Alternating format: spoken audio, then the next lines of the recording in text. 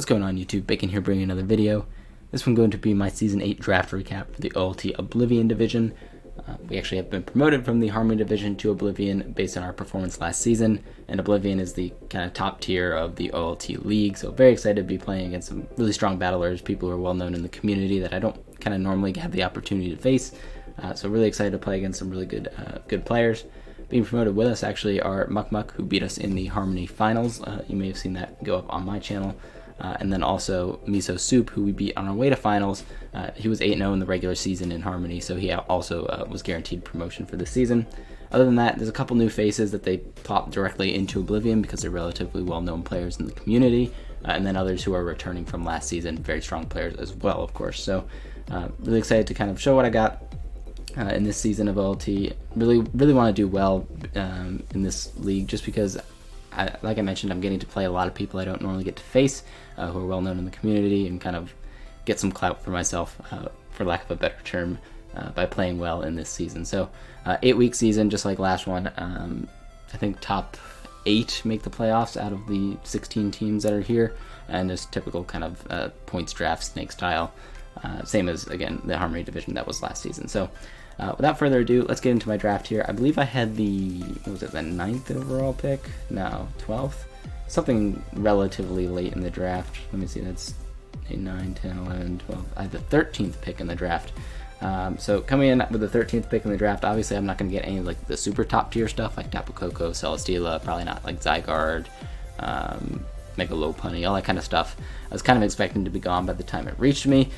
So kind of the Pokemon that I had my eye on here was Garchomp. I thought Garchomp is definitely worthy of a round 1 pick in a 16-man draft for sure. And I really wanted to, if I had the opportunity to, pair it with like Tornadus Therian form. I felt like that would be a really cool core to build around, because you get a great Defogger and Tornadus, you get a good offensive Stealth Rocker and Garchomp.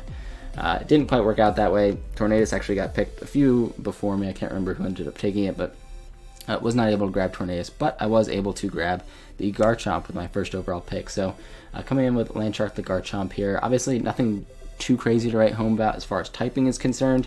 Obviously that 4 times weak to ice is definitely quite noteworthy there for Garchomp, but right off the bat it gives me a great offensive threat with base 130 physical attack stat.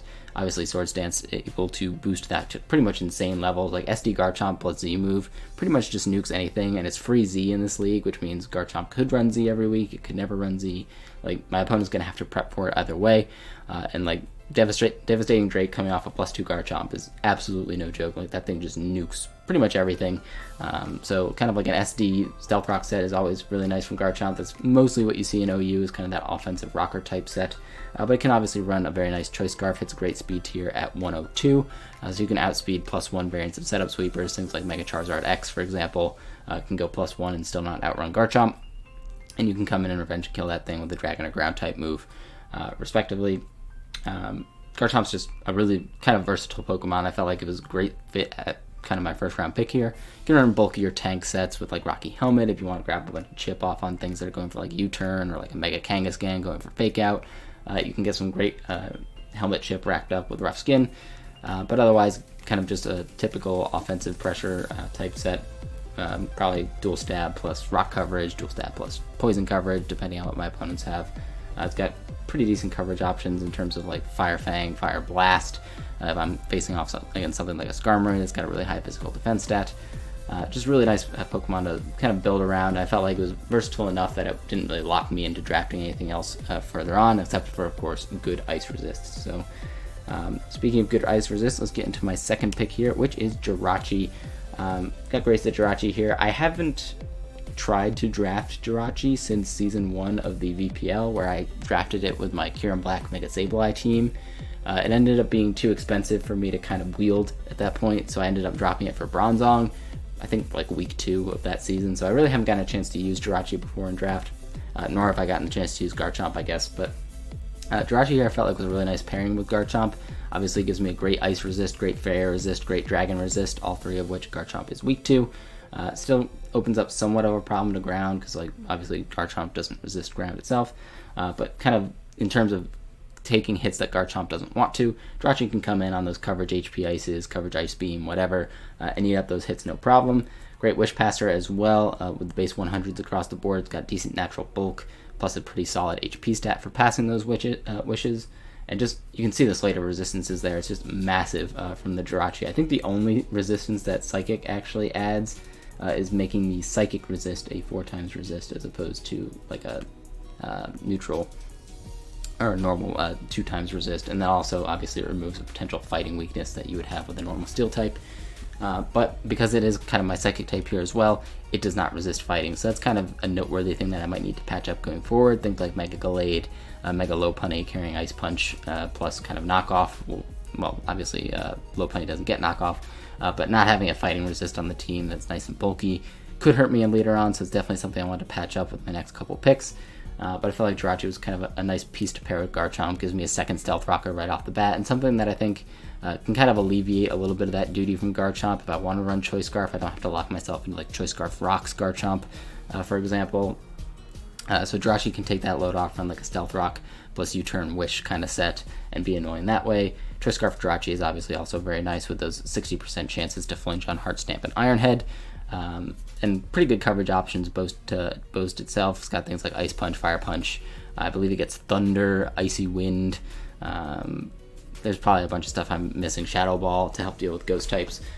Fighting coverage and Drain Punch. I don't think it gets Focus Blast, but I'm pretty sure it gets Drain Punch to help deal with the dark types. So Jirachi's a pretty nice coverage monster here, and being one of those kind of base 100 type mods, it can do a lot of different things for your team, even though it doesn't do any one thing crazy well.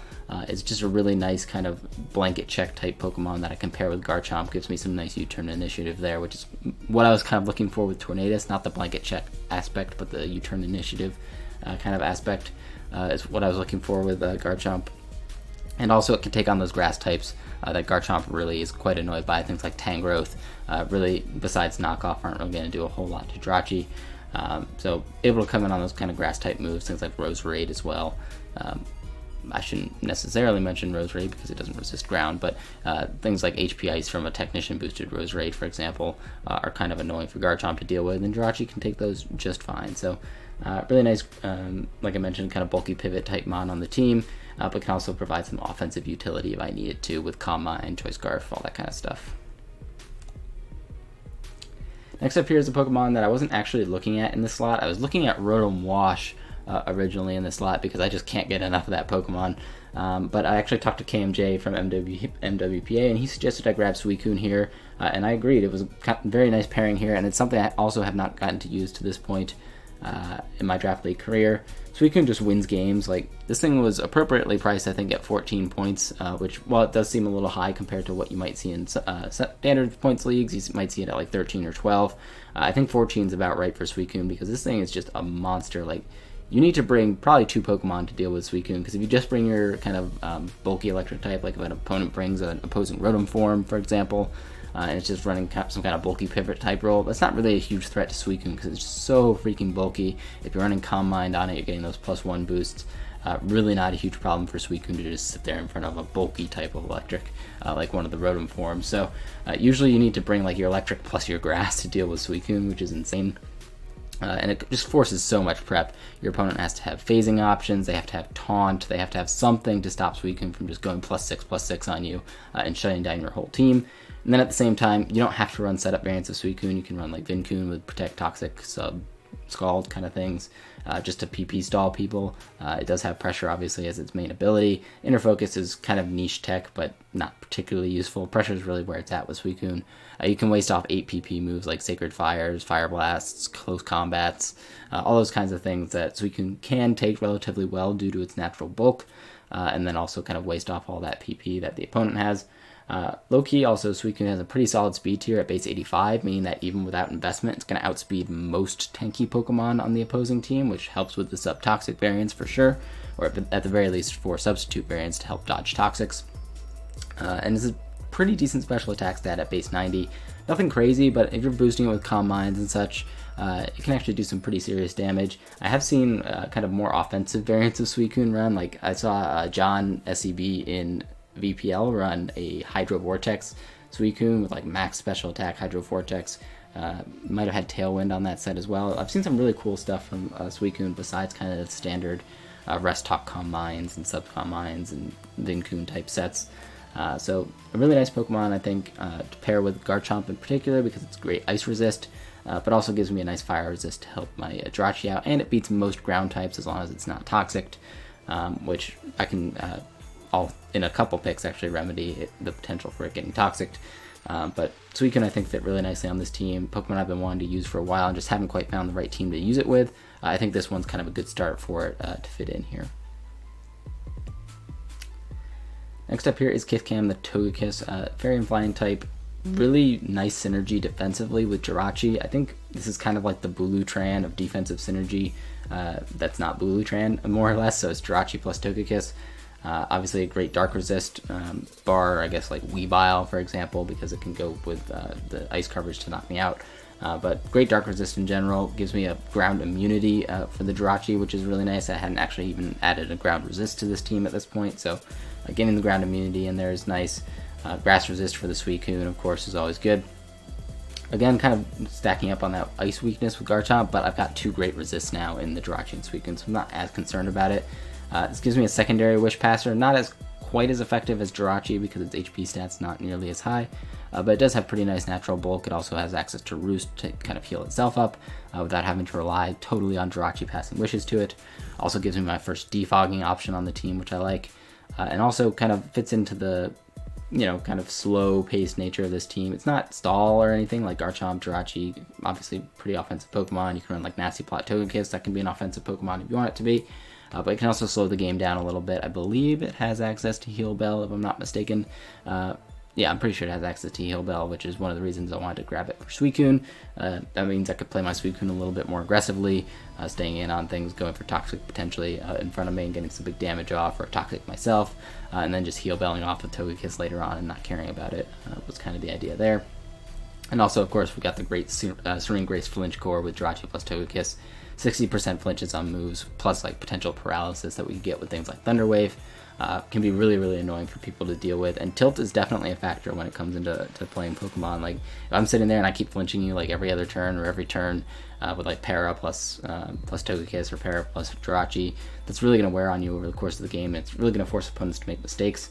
Kind of a cancer core, but like Pokemon is Pokemon. I don't really care how people win games. Like, they're playing the same game you are, so it's just kind of different strategies that can work.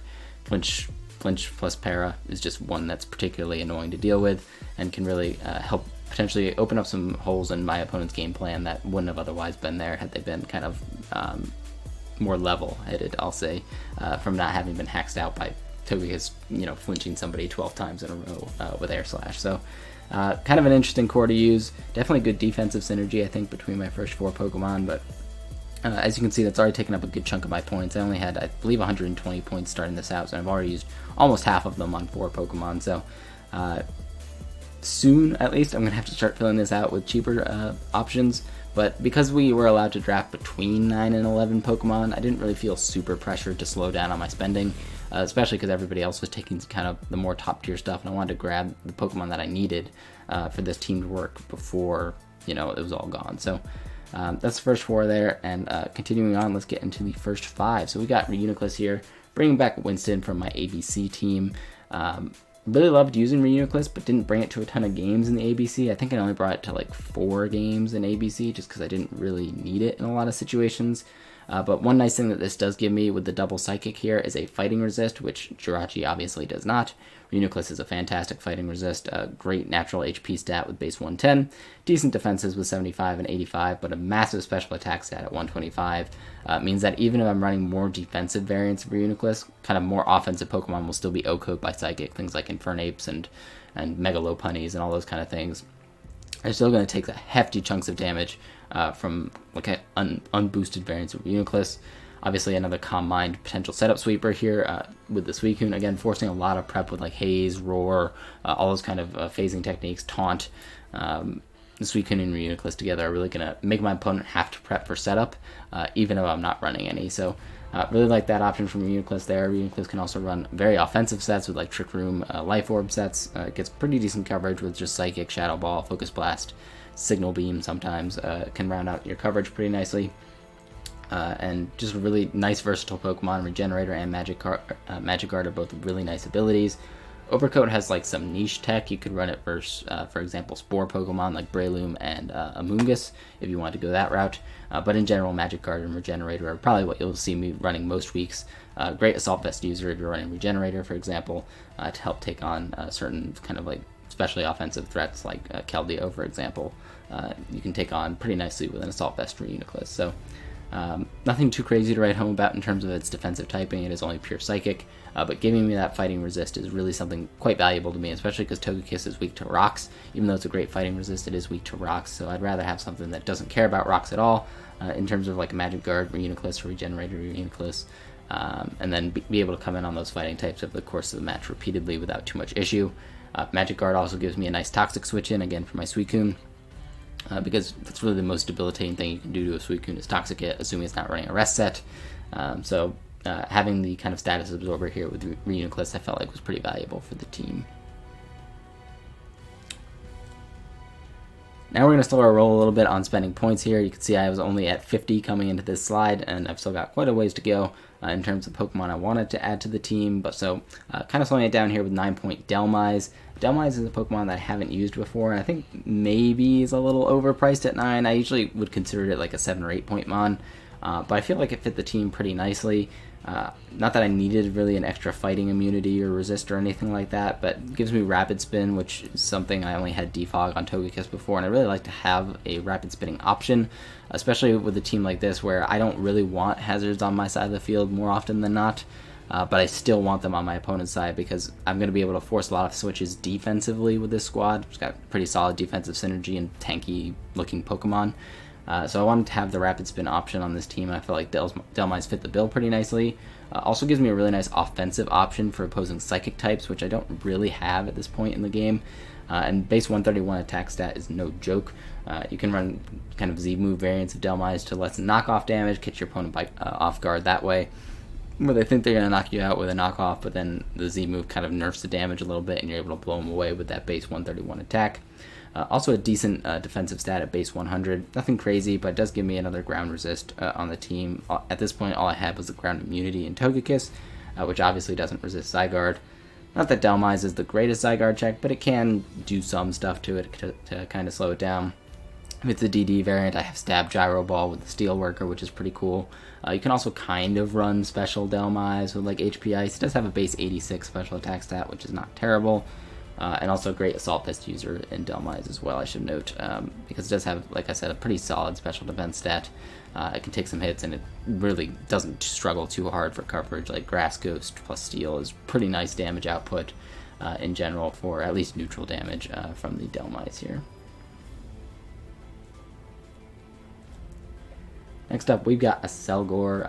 I really like the Selgor on this team because, like I mentioned, I do like hazards up on my opponent's side of the field with all this bulk, especially Toxic Spikes. Like, Toxic Spikes plus Suicune is such a nice pairing. You can just stall people out so hard, running like Protect sets, subsets. Oh my goodness. Toxic Spikes plus Suicune is one of the most broken things in the game, I think. And having a Selgor on the team obviously provides me with that, provides me with normal spikes as well. And because I do have the spinning option in Delmas at least, I can kind of hazard stack against my opponents without necessarily having to worry about them hazard stacking versus me, because I'm not necessarily pressured to defog if I can just rapid spin them away. So a Selgor from that aspect is obviously a very nice kind of focus sash lead, hazard stack, die kind of deal. That's all well and good. But also offensively, a Selgor provides kind of some interesting tech, like base 100 special attacks, not so bad, considering that it's base 145 speed, meaning that more often than not I'm going to be able to run a kind of attack boosting nature on it, which means with kind of the base 100 beefed up a little bit from running like Modest, those Bug Buzzes, those Sludge Bombs, those Energy Balls, they're going to hit pretty hard coming off of this Selgor. You can also run some shenanigans with like Final Gambit when you're running a whole bunch of HP. You can run Final Gambit to remove a particular nuisance from the other side of the field, potentially Defogger, for example, from the opposing side of the field. Selgor can deal with that. And just kind of in general provide some nice utility for the team. Obviously nothing to write home about in terms of defensive stats, it's really not its job, but kind of a late game cleaner option in some cases can work out. But in general, I think Focus Sash Lead is kind of the way to go with the Selgor. You can also run, of course, like I mentioned, the Final Gambit set, which I think is less of a meme than maybe people give it credit for. Lots of people see Final Gambit and like, oh man, that's kind of a neat set, like, that's really heat.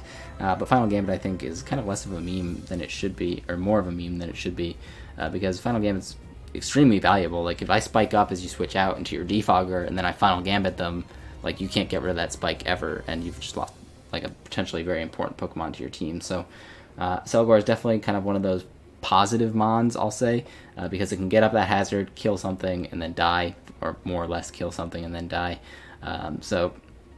It's one of those things that can give you an advantage in a match, even if you're not going to, like, 6-0 somebody. So, really liked the Selgor on the team for 9 points. Thought it was pretty reasonably priced, and wanted to grab it mostly for its hazard utility there.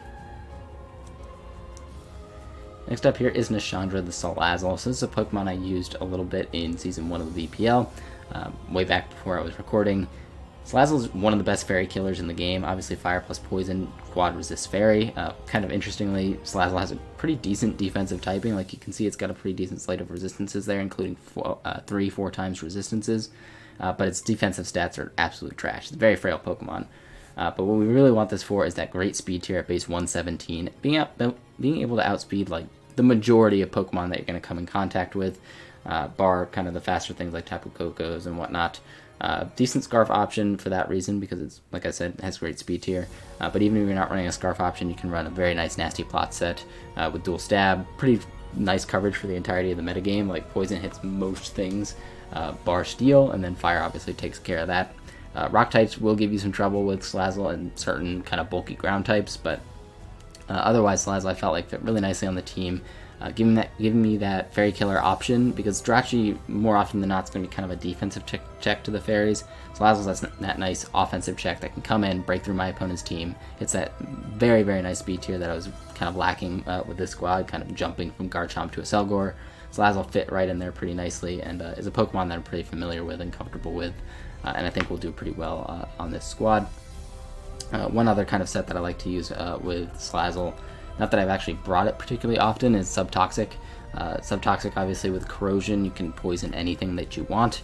I brought it way back in Season 1. I brought it versus a Stall team that had like Toxapex and Dragalge, which are obviously great switch-ins to offensive variants of Salazzle, but really can't do much to Subtoxic, because getting a Toxic off on something like a Toxapex really hinders its usefulness over the course of the match, and obviously normally isn't able to be Toxic. So really like Salazzle with this pick. Very happy to get it this late in the draft, and at a pretty reasonable price, I think, at 11. I think people kind of look at Salazzle, see how frail it is, and be like, and move on. But I think Salazzle is a really strong lower tier Pokemon, I'll say. Kind of tier 3 typical type Pokemon that people tend to overlook, but has a great fit on a lot of bulkier teams that tend to not have enough offensive pressure. Salazzle can definitely fill that role really nicely. Next up here is the Fridge. So I had to draft this for my buddy Tyler, mostly because it was sitting there at only 3 points. And like I said, I burned a lot of points in my early rounds, kind of my first 1 through 5 there, burned a lot of my budget. And I was looking for some pretty solid deals on the back end. Rotom Frost was definitely one of those options. Like, at 3 points, you're still getting a Rotom form, which means that gets those kind of great base stats that you're seeing in the middle there. Pretty nice defensive stats despite not having a crazy defensive typing, but it does give me a pretty notable flying resist that, other than Jirachi, I was kind of lacking, and also gives me a pretty nice offensive mod. Like, Bolt Beam is good for a reason, because there's just not a lot that resists that as, like, just neutral coverage, more or less. So opposing ground types, no problem, you have ice coverage. Opposing water types, no problem, you have electric coverage. So really like Rotom Frost on this team. Gives me another defogging option, quote unquote. Like, I don't really think Rotom Frost is a particularly good defogger, because it is weak to Stealth Rocks, of course, and you know, it's a Rotom, so it's like not the bulkiest Pokemon. It does have great defensive stats, but it doesn't have a great HP stat. So Pain Split is something I might want to be running on Rotom Frost. I think Sub Split's actually one of the primary Smogon sets that you see in ZU or wherever the heck Rotom Frost is sitting at. But in draft, this Pokemon's actually pretty nicely customizable and very usable, I think, and is a steal at 3 points in my opinion. Next up here is Rocky the Hitmonchan. Hitmonchan gives me another rapid spinning option for my Hazard Stack variant with Selgor, like I already mentioned, and just gives me a rock resist at this point. Like, I was looking for cheap fighting types at this point, because I missed out on all the expensive ones, for one, and two, I know what I'm trying to burn with the end of my budget there. As you can see, I don't have a Mega Pokemon yet. At this point in the draft, I think even at like as early as round 8 or something, everybody had already drafted a Mega, so I was like, well, I get the Mega that I want, and I can wait till the last round on it. So filling out my last few points here on Hitmonchan, I felt like was generally worth it. This might be a Pokemon that I kind of don't use very often, or maybe even drop at some point in the season, but I could see it definitely having some very niche utility. It's a nice Assault Vest user in terms of that great special defense stat already, and it's got a very usable attack stat at base 105, especially when you consider that pretty much every attack you're going to want to run on Hitmonchan is Iron Fist boosted anyways. Drain Punch, Mach Punch, Ice Punch, Thunder Punch, Fire Punch. Like, what else do you really run on Hitmonchan besides Rapid Spin at that point? Like, every attack that it's going to be using more often than not is going to be Iron Fist boosted, which is really nice, and it's a pretty decent check to some offensive dark types, specifically things like Weavile, that I was kind of concerned about at this point with my draft, because as you can see, I'm pretty Weavile weak. Like, I have 2 psychic types. I've got the Ghost type with Delmas. My Fairy type is a flying type. Garchomp 4 times weak to ice. So you can see I've got a little bit of a problem with the Weaviles and Sneasels of the world, which is kind of funny because my first weak matchup is against a Weavile, and my second weak matchup is against a Sneasel. But gives me an offensive check to those. It's pretty nice. The Mach Punch priority can come in handy as well. And just overall pretty decent Pokemon for a pretty cheap price. I think it was like 5 points for Hitmonchan. So again, a Pokemon that I probably won't bring particularly frequently, but definitely has some usefulness in some niche matchups. And lastly here, we grabbed Tyranitar, the Mega Tyranitar, Pokemon I'm very familiar with from my ABC team, and kind of funnily enough has insane base stats. Like, with the exception of its speed, which is barely less than Hitmonchan's, every single base stat is an upgrade on Hitmonchan. Like, base 700 overall stats on Tyranitar is insane. Like, this thing's crazy bulky, it hits crazy hard. Like, did I put 160? I think it's base 164 attack, not 165. Regardless, though, huge monster, huge threat for my opponent to prep for every week. You have to worry about Dragon Dance variants, you have to worry about Rock Polish variants. I can just bring offensive Stealth Rocker if I want to. Like, I think probably close to 75% of the time in ABC, I just brought offensive Rocker Mega Tyranitar, and it put in work every single week. It's a great Stealth Rocker because of its natural bulk. It's a great Pursuit Trapper for opposing Psychic types. Can live hits from things like Mega Alakazam, going for Focus Blast, for example, and Pursuit Trap that. Just really strong Pokemon to add to the team at this point, and something that I'm very familiar with using. I have pretty decent fighting resist, I think, already. Like, I grabbed the Reuniclus kind of with this in mind, that I was looking at the Mega Tyranitar later.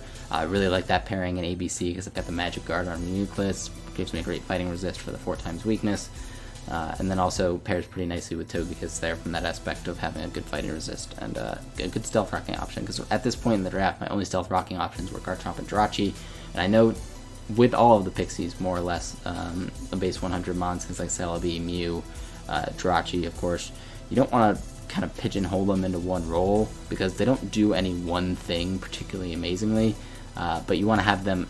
The great thing about having those Pokemon is that they're very versatile, and you can fit them into a bunch of different roles. Definitely did not want to have to run Stealth Rock Jirachi every week, so having Mega Tyranitar give me that option to add like a great Stealth Rocking option there with Mega Tyranitar, I felt like was really valuable.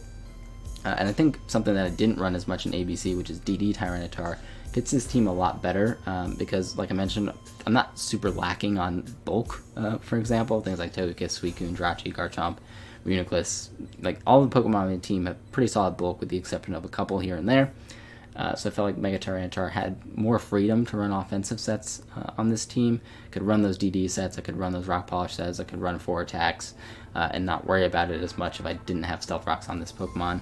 But it also can alleviate the burden from Garchomp and Jirachi at the same time with respect to running Stealth Rocks there. So really happy with how the team ended up shaking out. Are there things that could be better? Sure, like I could have somewhat faster Pokemon in general. Like I think I only have 3 Pokemon over base 100 with a Selgor, Salazzle, and Garchomp, but that's not like so out of the ordinary for teams that I've done particularly well with to this point in my career. So overall, I'm not super concerned about the speed tiers. I think they're decent, if not great. I mean, like, I've got some weird gaps here and there, but speed tiers are okay, I think. I think the defensive synergy of this team is pretty solid in general. Just kind of looking at fighting resist with Mega Tyranitar, looking at how I'm going to be able to pass wishes between things with like Jirachi and Togekiss, And then potentially offensively, some of these Pokemon that can kind of flip that on their heads. Things like Jirachi, you might expect to run bulky more often than not. You can run Choice Scarf, you can run Calm Mind, whatever. Togekiss, you can run Nasty Plot variants and just kind of surprise some people, because it does have like access to Fire Blast, for example, to hit Steel type. So I think the team's nice and versatile, which is something I like. I feel like in the past, when I've struggled with teams, it's because I've drafted a lot of Pokemon that do one thing really well, but then can't really do other things super well. When I have the option to innovate and like bring some creative stuff, I think that's when I like kind of do a lot better. So hopefully I can do that with this team. I do really like the versatility on the squad. I like the hazard stack potential with the Gore. I'm really excited to try out Suicune because I think that Pokemon is just so annoying to deal with, and it forces so much prep even if you don't bring it. So I've got a lot of those on this team, Pokemon that like my opponent has to prep for regardless of whether or not they're going to come. I do have some Pokemon that they probably don't have to prep for so much. Things like Hitmonchan you might not want to prep for all that much, but that's where like the versatility in the team can come in, and I can say, okay, Hitmonchan has a really good matchup here. My opponent might kind of be underselling it a little bit. I can bring it, I can kind of figure out what that perfect set is to kind of customize to my opponent's team. That's what draft's all about. So really happy to have this team with me. Again, there are some things that maybe could be improved. Maybe I'll try to make some trades over the course of the season. But for now, this is what we're rocking with. I am a couple weeks behind on this. I've actually already played my weeks 1 and 2 games, but you guys will see those kind of going up similar to the SSBL and the MWPA games, a little bit late, but they'll go up eventually, and I'll get that stuff done. Thank you guys very much for watching to this point if you did. I hope to see you guys in another video, and please stick around for the entire OLT season. This is going to be a really fun season.